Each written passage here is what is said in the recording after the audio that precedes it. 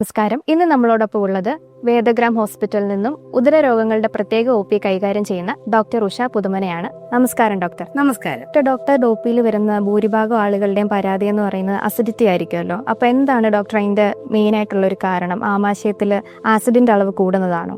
അത് അങ്ങനെയല്ല, ഒരു തെറ്റിദ്ധാരണയാണ്. അതായത് നമ്മുടെ എല്ലാവരുടെ ആമാശയത്തിൽ 50 മുതൽ 100 മില്ലി ഹൈഡ്രോക്ലോറിക് ആസിഡ് ഉണ്ട്. ഈ ഹൈഡ്രോക്ലോറിക് ആസിഡിന് വളരെ വലിയ റോളുണ്ട് ഡൈജഷനകത്ത്. അങ്ങനെ പ്രോട്ടീനുകളെ പ്രധാനമായിട്ടും ദഹിപ്പിക്കുന്നത് ഈ ഹൈഡ്രോക്ലോറിക് ആസിഡാണ്. ഹൈഡ്രോക്ലോറിക് ആസിഡുമായി ചേർന്ന ആഹാരത്തിന്റെ ദഹനം കഴിയുമ്പോൾ ആ ദഹനമാണ് ലിവറിൽ നിന്നും പാൻക്രിയാസിൽ നിന്നുള്ള ദഹനരസങ്ങളെ ഇവിടേക്ക് കൊണ്ടുവരാനുള്ള ഒരു ഉത്തേജനം, അഥവാ ഒരു സ്റ്റിമുലേറ്റ് ചെയ്യുന്നത് ആ ഒരു പ്രക്രിയയാണ്. പക്ഷേ ആമാശയത്തിന്റെ അന്നനാളവുമായി തുടങ്ങുന്നിടത്ത് ഒരു ഈസോഫാഗൽ സ്പിങ്ചർ എന്ന് പറഞ്ഞ ഒരു മസ്കുലർ വാൽവുണ്ട്. താഴെ ഒരു പൈലോറിക് സ്പിങ്ചറും ഉണ്ട്. അപ്പോൾ ഇതിന് ഈ ഈസോഫാഗൽ സ്പിങ്ചറിനെ ധർമ്മം എന്ന് പറയുന്നത് ആമാശയത്തിലുള്ള ഹൈഡ്രോക്ലോറിക് ആസിഡ് മുകളിലേക്ക് ചെല്ലരുതെന്നുള്ളതാണ്. പക്ഷേ പലപ്പോഴും ഈ സ്പിങ്ചറിന് ഒരു ലാക്സിസിറ്റി അഥവാ ഒരു അയവ് വരുമ്പോൾ ഈ ഹൈഡ്രോക്ലോറിക് ആസിഡ് ആമാശയത്തിൽ നിന്നും അന്നനാളത്തിലേക്ക് എത്തും. പക്ഷെ അന്നനാളം അത് ഈസോഫാഗസിന് ഉൾക്കൊള്ളാനുള്ള കഴിവില്ല, ആമാശയത്തിനാണ് ആ കഴിവുള്ളത്. അങ്ങനെ വരുമ്പോൾ അവിടെ പല അസ്വസ്ഥതകളും ഈ ഹൈഡ്രോക്ലോറിക് ആസിഡ് ഉണ്ടാക്കുന്നു. അപ്പോഴും ഫലത്തിൽ എന്താണ്? ആമാശയത്തിൽ ഹൈഡ്രോക്ലോറിക് ആസിഡ് കുറയുകയാണ് ചെയ്യുന്നത്. അപ്പം പലപ്പോഴും ആധുനിക വൈദ്യശാസ്ത്രം ചെയ്യുന്നത് ഈ ആസിഡിനെ കുറയ്ക്കാനുള്ള മരുന്നുകളാണ് കൊടുക്കുന്നത്. അപ്പോൾ വീണ്ടും അതിൻ്റെ പ്രശ്നം വഷളാകുക മാത്രമാണ് ചെയ്യുന്നത്. ഡോക്ടർ, അതുപോലെ നമ്മൾ പേഷ്യൻസിൽ കാണുന്ന കോമൺ ആയിട്ടുള്ള സിംറ്റംസ് ആണ് വയറുവേദന, ഗ്യാസ്ട്രൈറ്റിസ്, നെഞ്ചരിച്ചിൽ, അതുപോലെ പുളിച്ചത് കെട്ടലൊക്കെ കാണാറുണ്ട്. അപ്പോൾ ഇതിനെ ഈ ലക്ഷണങ്ങളൊക്കെ ഒരു പ്രത്യേക രോഗമായിട്ട് പറയാമോ? ഭൂരിഭാഗം ആളുകളുടെയും ലക്ഷണങ്ങളിൽ കാണുന്നത് ഗേർഡ്, അതായത് ഗ്യാസ്ട്രോ ഈസോഫഗൽ റിഫ്ലക്സ് ഡിസീസ് എന്ന് പറയുന്ന രോഗത്തിൻ്റെ ലക്ഷണങ്ങളാണ് കാണപ്പെടുന്നത്. വളരെ കോമൺ ആണ് ഇപ്പോഴും കേട്ടോ. അത് പലരും പറയുന്നത് ഡോക്ടർ എനിക്ക് മാത്രമേ ഉള്ളൂ ഈ രോഗം എന്ന് പറഞ്ഞുകൊണ്ടാണ് വരുന്നത്. പക്ഷെ ഇത് വളരെ സാധാരണമായിരിക്കുന്നു. ഡോക്ടർ, അപ്പം എന്താണ് ഇതിന്റെ പ്രധാന കാരണങ്ങൾ? പ്രധാന കാരണം സ്ട്രെസ്സാണ്. അതായത് ഓവർ തിങ്കിങ് എന്നുവെച്ചാൽ വല്ലാത്ത ചിന്ത, ഉത്കണ്ഠ, ആൻസൈറ്റി ഇങ്ങനെയൊക്കെ ഉള്ളത്. മൃഗങ്ങളിൽ ആസിഡിറ്റി ഇല്ലെന്നൊരു പറച്ചിലുണ്ട്. അതായത് മൃഗങ്ങൾക്ക് സ്ട്രെസ് ഇല്ലല്ലോ അങ്ങനെ. അപ്പം ശരീരം എന്തോ ആപത്ത് മണക്കും ഈ സ്ട്രെസ് വരുമ്പോൾ. അപ്പം ബ്രെയിൻ എന്ത് ചെയ്യും? അതിലേക്ക് കൂടുതൽ ശ്രദ്ധിക്കുകയും ഹൈഡ്രോക്ലോറിക് ആസിഡിന്റെ അളവ് കുറയ്ക്കുകയും ചെയ്യും. മറ്റൊന്ന് ഫുഡാണ്. ചിലർക്ക് ചില ഫുഡ് പിടിക്കത്തില്ല. പാലുൽപ്പന്നങ്ങളും പിന്നെ അത് ഈ മിൽക്ക് ഇൻടോളറൻസ് എന്നൊക്കെ പറയുമല്ലോ, അതുപോലെ ഗ്ലൂട്ടൻ അടങ്ങിയ ഭക്ഷണം, ബേക്കറി പലഹാരങ്ങൾ, അധികമായി പുളിയുള്ളത്, ഇങ്ങനെയൊക്കെയുള്ള മിക്ക ഭക്ഷണങ്ങളും ഗേർഡ് ഉണ്ടാക്കാറുണ്ട്. ആ സമയത്തുള്ള ആഹാരം, അതായത് കഴിക്കേണ്ട ടൈമിൽ എന്താ ആഹാരം കഴിക്കുന്നത് ഇതിനൊരു കാരണമായി വരാറുണ്ട്. പിന്നെ ഒന്ന് പൊണ്ണത്തടിയാണ്. അത് കേരളത്തിൽ വളരെ കൂടുതലാണ് ഇപ്പോൾ പൊണ്ണത്തടി. അപ്പോൾ ഈ പോട്ട് ബെല്ലി അഥവാ ഈ കുടവയറിൻ്റെ പ്രഷർ ആമാശയത്തിലേക്ക് ഉണ്ടാകാറുണ്ട്. മറ്റൊന്ന് മഗ്നീഷ്യത്തിൻ്റെ കുറവ്, അത് ഇത് പലപ്പോഴും ഗേർഡിന് കാരണമാകാറുണ്ട്. അതുപോലെ ഒരുപാട് മരുന്നുകൾ കഴിക്കുന്ന, പല അസുഖങ്ങൾക്കായിട്ട് പലതരം മരുന്നുകൾ കഴിക്കുന്ന ആളുകൾ ഒരുപാടുണ്ട് ഇപ്പം നമ്മുടെ ഇടയിൽ. അതും ഗേർഡിന് ഇത് കാരണമാണ്. പിന്നൊന്നുള്ളത് വ്യായാമരഹിതമായൊരു ജീവിത രീതി, അതും ഈ ഗേർഡിന് കാരണമാകുന്നുണ്ട്.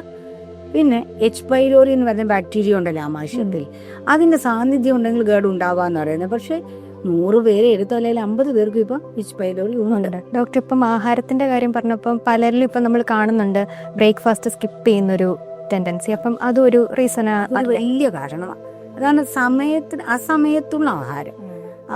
ചിലപ്പോൾ പലരും ബ്രഞ്ച് ആക്കിയിട്ടുണ്ട് ഇപ്പം അല്ലേ, ലഞ്ചും ബ്രേക്ക്ഫാസ്റ്റും ഒന്നിച്ച് കഴിക്കുന്ന രീതിയൊക്കെ യുവാക്കളുടെ ഇടയിലൊക്കെ ഒരുപാടുണ്ട്. അതെല്ലാം പതുക്കെ ഗേർഡിലേക്ക് മാറുകയാണ് ചെയ്യുന്നത്. ഉറക്കവും വേണം കേട്ടോ. കൃത്യമായ ഒരു ഉറക്കമില്ലെങ്കിലും ഈ രോഗത്തിനൊരു സാധ്യതയുണ്ട്. ഡോക്ടർ, അതുപോലെ പേഷ്യൻസ് ഒക്കെ ഇതുപോലെ ആന്റാസിഡ്സ് പോലെയുള്ള മെഡിസിൻസ് ലോങ് ടേമിൽ യൂസ് ചെയ്യുന്നത് കണ്ടിട്ടുണ്ട്. അതപ്പോൾ ശരിയായ ഒരു രീതിയാണോ? ആധുനിക വൈദ്യശാസ്ത്രത്തിൻ്റെ ചികിത്സാ രീതിയെക്കുറിച്ച് നമുക്ക് ആധികാരികമായിട്ട് പറയാൻ കഴിയില്ല. പക്ഷേ ഈ അലോപ്പതി ഡോക്ടർമാർ സാധാരണ ആന്റാസിഡുകളും പ്രോട്ടോൺ പമ്പ് ഇൻഹിബിറ്റഡ് ഡ്രഗ്സ് എന്ന വിഭാഗത്തിലുള്ള മരുന്നുകളുമായി ഇവർക്ക് കൂടുതൽ കൊടുക്കുന്നത്. അത് 6 ആഴ്ചത്തേക്കാണ് ഡോക്ടേഴ്സ് നിർദ്ദേശിക്കുന്നത്. ഇത്തരം മരുന്നുകളും ഹൈഡ്രോക്ലോറിക് ആസിഡിനെ കുറയ്ക്കുകയാണ് ചെയ്യുന്നത്. അപ്പോൾ അത് ദീർഘനാൾ ഉപയോഗിച്ചാൽ നമുക്കറിയാമല്ലോ ആ ദഹനരസത്തിൻ്റെ കുറവ് വരുമ്പോൾ ദഹനേന്ദ്രിയത്തെ തന്നെ അത് ബാധിക്കുന്നുണ്ട്. പക്ഷേ എന്നും ഈ ഒരു ഗുളിക കഴിച്ചില്ലെങ്കിൽ പറ്റില്ല എന്ന രീതിയിൽ വരുന്ന ആളുകളും ഒരുപാടുണ്ട് കേട്ടോ. ഇതിന്റെ പരിഹാര മാർഗങ്ങൾ എന്തൊക്കെയാണ് ഡോക്ടർ? കാരണങ്ങളെ ഒഴിവാക്കുക എന്നുള്ളത് തന്നെയാണ് പ്രധാനം. ഈ ക്രോണിക് സ്ട്രെസ്സാണ് ഏറ്റവും വലിയ രോഗകാരണം എന്ന് നമ്മൾ പറഞ്ഞു. അപ്പം നല്ലൊരു മാനസികാരോഗ്യം കാത്തു സൂക്ഷിക്കാൻ ശ്രദ്ധിക്കണം. അഥവാ അത് നമ്മളെ കൊണ്ട് സ്വയം പറ്റുന്നില്ലെങ്കിൽ ഒരു ഡോക്ടറുടെ സഹായത്തോടു കൂടി തന്നെ അത് ക്ലിയർ ആക്കി പോകണം. രണ്ടാമത് നമ്മുടെ ഭക്ഷണ രീതിയാണ്. നമ്മൾ ഉപയോഗിക്കുന്ന പാലുൽപ്പന്നങ്ങളും ഈ കാർബണേറ്റഡ് ഡ്രിങ്ക്സ്, പുളിയുള്ള ആഹാരം, പിന്നെ പഴുക്കാത്ത പഴങ്ങൾ, ഇങ്ങനെയുള്ള ഒരുപാട് കാര്യങ്ങൾ നമ്മളോർക്കും നമുക്ക് ആരോഗ്യം തരുമെന്ന്, പക്ഷെ പലപ്പോഴും അത് രോഗകാരണമാണ്. പിന്നെ നമ്മുടെ ഈ വ്യായാമരഹിത ജീവിതം അത് പൊണ്ണത്തടിയിലേക്ക് നീക്കുമല്ലോ. അപ്പോൾ പൊണ്ണത്തടി ഉണ്ടാവാതിരിക്കാനുള്ള ഒരു ശ്രദ്ധ നമുക്ക് എപ്പോഴും വേണം. പിന്നെ പലപ്പോഴും നമ്മൾ ആർട്ടിഫിഷ്യലായിട്ട് ഈ പോഷകങ്ങൾ വാങ്ങിക്കഴിക്കും. വളരെ കോമൺ ആയിട്ട് കാണുന്ന പ്രോട്ടീൻ പൗഡറുകൾ, പിന്നെ മൾട്ടി വൈറ്റമിൻ ഗുളികകൾ. സത്യത്തിൽ അത്യാവശ്യ ഘട്ടങ്ങളിൽ അത് വേണമെങ്കിലും ശരീരത്തിലെ ഇത് ഉള്ളിൽ ചെല്ലേണ്ടത് ആഹാരത്തിൽ കൂടി തന്നെയാണ്. പ്രോബയോട്ടിക്സും പ്രീബയോട്ടിക്സും വൈറ്റമിനുകളും എല്ലാം ഈ പോഷകങ്ങൾ അങ്ങനെ ഉള്ളിൽ ചെല്ലുന്നത് ഇത്തരം രോഗങ്ങൾ വരാതിരിക്കാൻ സഹായിക്കും. പിന്നെ രാവിലെ എഴുന്നേൽക്കുക, കൃത്യസമയത്ത് ആഹാരം കഴിക്കുക, ബ്രേക്ക്ഫാസ്റ്റ് ഒരിക്കലും ഒഴിവാക്കാതിരിക്കുക, ആഹാരം നന്നായി ചവച്ചരച്ച് കഴിക്കുക, അവിടെ ഒരു നല്ല ദഹനം നടക്കുന്നുണ്ടല്ലോ. അങ്ങനെയുള്ള രീതികൾ പിന്തുടരുന്നത് നല്ലതായിരിക്കും. വളരെ നേരത്തെ അത്താഴം കഴിക്കണം. അത്താഴം താമസിച്ച് കഴിക്കും തോറും അതിൻ്റെ ദഹനം കൃത്യമാകാതെ വരികയും അത് പകുതി ദഹിച്ച അവസ്ഥയിൽ ആമാശയത്തിൽ കിടക്കാനുള്ള സാധ്യതയൊക്കെ ഉണ്ടല്ലോ. അതുകൊണ്ട് വളരെ നേരത്തെ ആഹാരം കഴിക്കണം. ഇങ്ങനെയൊക്കെയുള്ള ഒരു ജീവിത രീതിയും ആഹാര രീതിയും ഒക്കെ പിന്തുടർന്നാൽ കുറേയേറെ ഈ രോഗത്തെ പ്രതിരോധിച്ച് നിർത്താൻ കഴിയും. നമ്മുടെ ആയുർവേദ ശാസ്ത്രത്തിൽ ഈ രോഗത്തിനെ പറ്റി പരാമർശിക്കുന്നുണ്ടോ ഡോക്ടർ? തീർച്ചയായിട്ടും. ആയുർവേദത്തിലെ ആരോഗ്യത്തിന്റെ അടിസ്ഥാന കാരണമായിട്ട് പറയുന്നത് കൃത്യതയുള്ളൊരു ദഹന വ്യവസ്ഥയാണ്. അതിന് വേണ്ടത് എന്താണ്? വളരെ കൃത്യമായി പ്രവർത്തിക്കുന്ന ജഠരാഗ്നിയാണെന്ന് പറയും. നമ്മൾ ഈ അഗ്നി എന്ന കൺസെപ്റ്റ് ഒരു മെറ്റബോളിസത്തിനുള്ള എനർജി എന്ന് വേണമെങ്കിൽ ചുരുക്കി പറയും. അപ്പം അങ്ങനെ അതിന് കാരണമായിട്ട് പറയുന്നത് അഭോജനാത്, അജീർണാത്, അതിഭോജനാത് എന്നൊക്കെ പറഞ്ഞാണ് കാരണം പറയുന്നത്. നമ്മൾ ആഹാരം കഴിക്കാതിരുന്നാൽ, ഹിതമായതും അഹിതമായതും കൂട്ടി യോജിപ്പിച്ച് കഴിച്ചാൽ, അധികമായി ആഹാരം കഴിച്ചാൽ, വേണ്ടാത്ത സമയത്ത് ആഹാരം കഴിച്ചാൽ, പിന്നെ അതിചിന്തയാൽ, നമ്മൾ മുമ്പേ പറഞ്ഞ ഓവർ തിങ്കിങ്ങില് ക്രോധം, ഈർഷ്യ എന്ന് വെച്ചാൽ മറ്റുള്ളവരോടുള്ള ഒരു മത്സരം, ഇതൊക്കെ വന്നാൽ, പിന്നെ പഞ്ചകർമ്മങ്ങൾ ചെയ്താൽ, ശരിയായ പഥ്യങ്ങൾ അനുഷ്ഠിച്ചില്ലെങ്കിൽ, ജലവും വായുവും ദേശവും ദൂഷിച്ച, നമുക്ക് മഹാവ്യാധി കോവിഡൊക്കെ വന്നപ്പോൾ നമുക്കറിയാം ദേശം മുഴുവൻ ദൂഷിച്ചപ്പോൾ ഒരുപാട് രോഗങ്ങൾക്ക് അത് കാരണമായി. വ്യായാമമില്ലാതിരിക്കുക, നന്നായി ഉറങ്ങാതിരിക്കുക, ഈ തന്മനഹ എന്നൊരു പ്രയോഗമുണ്ട് ആയുർവേദത്തിൽ. അതായത് ഭക്ഷണത്തിൽ തന്നെ ശ്രദ്ധിച്ചുകൊണ്ട് നമ്മൾ ആഹാരം കഴിക്കണം. ഇപ്പം നമ്മൾ ഒന്നീ സീരിയലുകൾ കണ്ടുകൊണ്ട്, അല്ലെങ്കിൽ ന്യൂസ് കണ്ടുകൊണ്ട്, അല്ലെങ്കിൽ മൊബൈലിൽ കളിച്ചുകൊണ്ടൊക്കെയാണ്. അത് വളരെ തെറ്റായ കാര്യം. അപ്പം ഇത്തരം കാരണങ്ങൾ കൊണ്ട് എന്ത് പറ്റുന്നു? വയറുവീർപ്പും നെഞ്ചെരിച്ചിലും അരുചിയും തലവേദനയും ഒക്കെ വരും. അങ്ങനെ വന്നു കഴിഞ്ഞ് വീണ്ടും നമ്മൾ മദ്യം, തൈര്, മോര്, അരി അരച്ചുണ്ടാക്കുന്ന ആഹാരം നിത്യവും കഴിക്കുക, ശർക്കര കൂടുതൽ ചേർത്തത് കഴിക്കുക, പുളിയുള്ള സാധനങ്ങൾ കൂടുതൽ കഴിക്കുക, കൂടുതൽ ചൂട് കൂടിയത് കഴിക്കുക, ഇങ്ങനെയൊക്കെയുള്ള അത് വരുമ്പോൾ വീണ്ടും ദഹന വ്യവസ്ഥ താറുമാറാകുകയും അമ്ലപിത്തം എന്ന രോഗം ഉണ്ടാകുകയും ചെയ്യുന്നു എന്ന് പറഞ്ഞാൽ, അമ്ലം എന്ന വാക്കിനർത്ഥം ആസിഡ് എന്നല്ലേ? അതെ. ഈ പിന്നെ ഗേഡ് പോലെയുള്ള ആ രോഗത്തെക്കുറിച്ച് തന്നെയാണ് അമ്ലപിത്തം എന്ന് പറയുന്നത്. അത് ഊർധകമെന്നും അധോകമെന്നും, അതായത് താഴെ അടിവയറിനെ കൂടുതൽ വ്യാപിക്കുന്ന രോഗലക്ഷണങ്ങൾ, അല്ലെങ്കിൽ നെഞ്ചെരിച്ചിൽ പോലെ മുകളിൽ ഉണ്ടാകുന്ന ലക്ഷണങ്ങൾ എന്നൊക്കെ വേണമെങ്കിൽ നമുക്ക് പറയാം. ഇത് വീണ്ടും ചികിത്സിച്ചില്ലെങ്കിൽ എന്ത് പറ്റുന്നറിയാമോ? പിത്തഗ്രഹണി പോലെ, അതായത് IBS, അൾസറേറ്റീവ് കൊളൈറ്റിസ് പോലെയുള്ള രോഗമാകാം എന്ന് പറയുന്നുണ്ട്. അത് വീണ്ടും ചികിത്സിക്കാതെ നമ്മൾ ഇത്തരം ആഹാര രീതിയും ജീവിത രീതിയും തുടർന്നുകൊണ്ടിരിക്കുമ്പോൾ അത് വ്രണ സ്വഭാവത്തിലെത്താം. അതാണ് ഗ്യാസ്ട്രിക് അൾസർ. അങ്ങനെ വളരെ കൃത്യമായിട്ട് ഈ രോഗത്തെക്കുറിച്ച് പറയുന്നുണ്ട്. അവിശുഷ്കേ യഥാക്ഷേരം പ്രക്ഷിപ്തം ദതിഭാജനെ ക്ഷിപ്രമേവ അമ്ലതാമേതി. ഞാൻ സംസ്കൃതം പറഞ്ഞ് പേടിപ്പിക്കുമല്ല കേട്ടോ. അതായത് നന്നായി തൈരൊഴിച്ചു വെച്ചിരുന്നിട്ട് കഴുകി ഉണക്കിയെടുക്കാത്ത ഒരു പാത്രത്തിൽ പാലൊഴിച്ചു വെച്ചാൽ പാല് പിരിയുന്നത് പോലെ വീണ്ടും വീണ്ടും ഈ ആഹാരം ചെന്നാൽ ആമാശയത്തിൽ അമ്ലത്വം കൂടുന്നു എന്ന് പറയുന്നു. എത്ര വൃത്തിയായിട്ടാണ് ആ രോഗശാസ്ത്രത്തിൽ പ്രതിപാദിച്ചിരിക്കുന്നത് നോക്കൂ. ആയുർവേദത്തിൽ എന്താണ് ഡോക്ടറിന്റെ ചികിത്സാ രീതിയായിട്ട് പറയുന്നത്? ഓരോരുത്തരിലും ഓരോ ലക്ഷണങ്ങളായിരിക്കുമല്ലോ കാണുന്നത്. ചിലർക്ക് ദഹന കേട് വന്നിട്ട് വലിയ ഗ്യാസ് പറയും, വയറ് പെരുക്കുന്നു എന്ന് പറയും, വയറ്റിൽ പടുപടാ ശബ്ദം കേൾക്കുന്നു. ചിലർക്ക് നെഞ്ചരിച്ചിലാണ്, ചില ആയുർവേദ ഭാഗത്ത് വേദനയുണ്ടെന്ന് പറയും. ചിലര് പുളിച്ച് തികട്ടി ഛർദ്ദിക്കുന്നെന്നും പറയും. ചിലർക്ക് വായിൽ കയ്പുള്ള വെള്ളം വരുന്നു എന്ന് പറയും. വായ് മുഴുവൻ തൊലി പോയി പൊട്ടുന്നവർ പറയുന്നുണ്ട്. വായ് നാറ്റം പറയുന്നവരുണ്ട്.